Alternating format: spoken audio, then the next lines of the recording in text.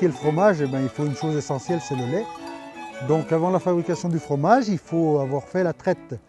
Donc on a fait la traite des chèvres, dans l'ordre comme on travaille. On a fait la traite des chèvres.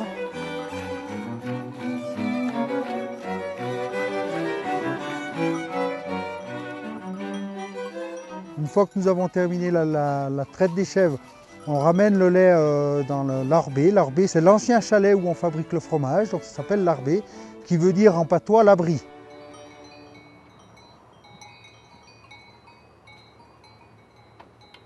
Après ça, on va traire les vaches. D'abord, il faut les attacher. On les attache à un endroit qui s'appelle la pachenée. Pourquoi la pachenée? Parce que le bout de bois qui est relié à une chaîne s'appelle un pachon. Et ensuite, on les traite avec une chaise à un pied.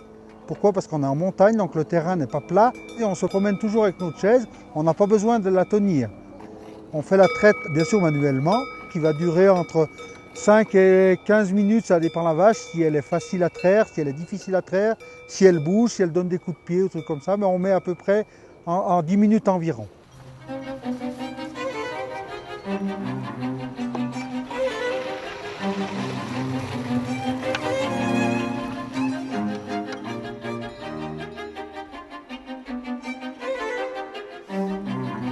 Alors ensuite, pour la fabrication, il faut qu'on refasse chauffer notre lait à une température de traite qui est de 33-35 degrés, ça dépend si c'est le lait de chèvre ou le lait de vache.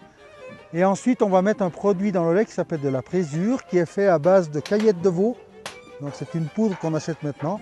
Dans le temps, à l'époque de mon grand-père, c'était fait par lui-même. Nous, on n'a jamais su faire ça. On met cette poudre donc, dans de l'eau salée, qu'on rajoute au lait qui a été chauffé. Ensuite, on va attendre à peu près entre 15 et 30 minutes, ça dépend le temps de prise. C'est-à-dire qu'on va passer, le lait va passer de l'état liquide à l'état solide. Il va à ce qu'on appelle cailler, en patois cailler ou coaguler, si on prend le mot français. Ensuite, on va prendre un appareil qui s'appelle les vergettes. C'est comme un brasseur, comme les ménagères ont à la maison. Et on va couper le lait caillé pour le réduire en petits grains, à peu près comme la grosseur d'un grain de riz qui a cuit. Et après, on va le mettre sous le feu et on va faire chauffer notre fromage entre 38 et 42. Ça varie beaucoup par rapport à la température extérieure, par rapport à ce qu'ont mangé les animaux et aussi par rapport à l'humidité. Une fois que notre lait a atteint la température voulue, on retire le chaudron du feu, on laisse reposer à peu près 10 minutes pour que notre fromage retombe au fond du chaudron. Et on va le retirer avec des grands torchons percés qu'on appelle des étamines ou des toiles, nous on appelle ça des toiles ici. Et on va retirer en se mettant à deux, un de chaque côté.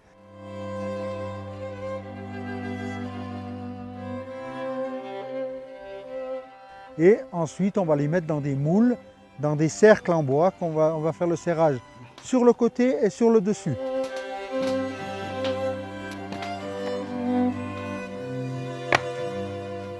Donc ces fromages vont être retournés dans la journée à peu près 5-6 fois pour bien que le petit lait qui reste dans le fromage s'égoutte.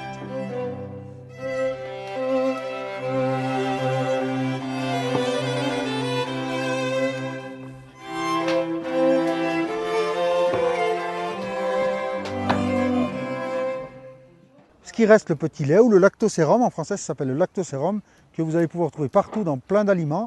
On va refaire chauffer pour donner un autre fromage qui s'appelle le sérac. Nous, on l'appelle ici comme ça. Ça a plusieurs noms. Dans le sud, ils appellent ça la brousse. En Corse, ils appellent ça le bruccio, par exemple. C'est un fromage qui est fait uniquement avec le petit lait, donc très peu riche en matière grasse, mais très riche en protéines. Donc c'est bon pour les sportifs.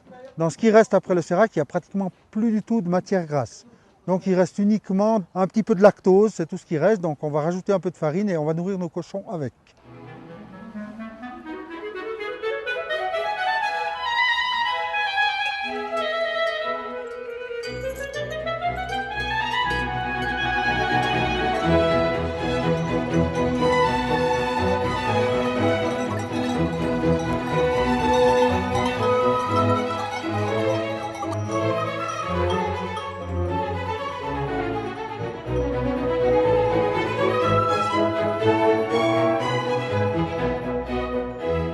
On avait récupéré notre crème avec ce qu'on appelle une coupe. C'est une grande cuillère en bois pour pouvoir reprendre uniquement la crème. Cette crème, on va la poser dans la baratte et ensuite on va tourner la baratte pendant, ça variait surtout de la chaleur. Donc une fois que le beurre était fait, donc on sentait bien le bruit parce que ça tape dedans dans la baratte parce qu'il y a une planche au milieu et la crème va taper dans la planche pour pouvoir faire ce beurre. Bon, allez!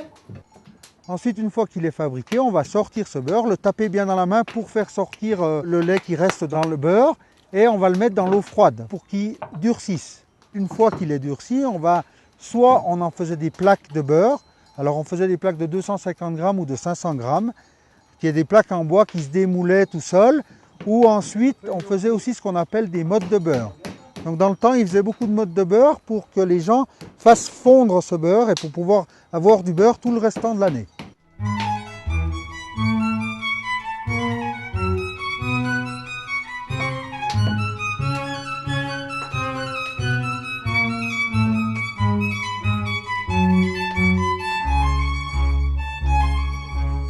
On fait le saloir, le séchoir et ensuite ils partent en cave.